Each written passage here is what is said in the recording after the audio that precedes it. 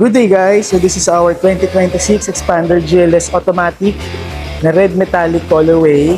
So ito yung bagong display natin sa showroom. Nagawan ko na ng video to guys, kasama yung mga features niya and yung kanyang exterior features. So this time, focus na muna tayo sa ating front row seat or yung ating driver side, even yung kanyang dashboard. So dito pa lang sa side, may touch of leather tayo dyan, tapos hard plastic material dito, tapos may very aesthetic na chrome bar dyan.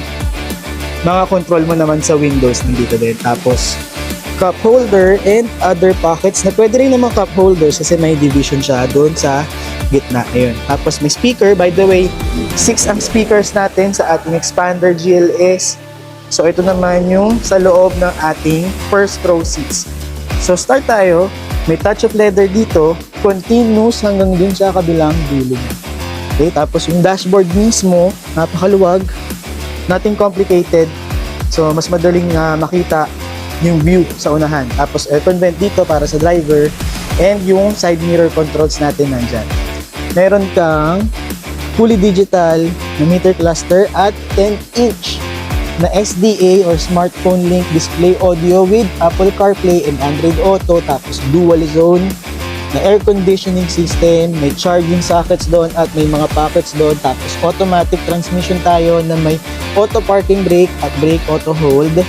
Doon din sa kabilang side ng ating door, meron din mga cup holders doon, tapos 2 cup holders ulit dito sa center armrest na may center console box. Tapos yung seat material natin guys, high grade fabric na na-adjust din siya, pwedeng forward and backward, tapos may seat height adjustment din, tapos syempre nare-recline din siya. Then sa steering wheel guys, ayan, upuan natin.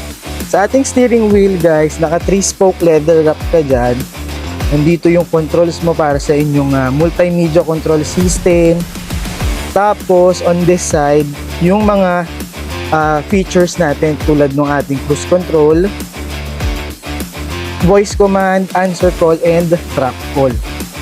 May mga sunshade visor din tayo sa magkabilaang side, and lastly, may malaking aircon vents pa rin dito. Tapos ito naman yung view sa second row.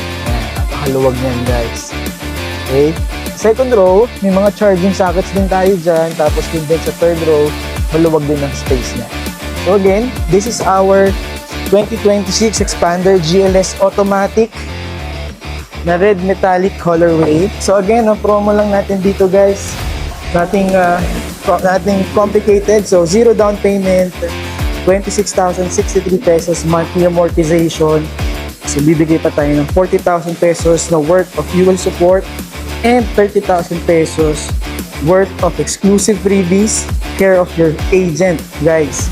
So, kung interesado ka sa unit natin na yan, nandiyan lang ang contact details ko sa taas ng screen. Usap tayo.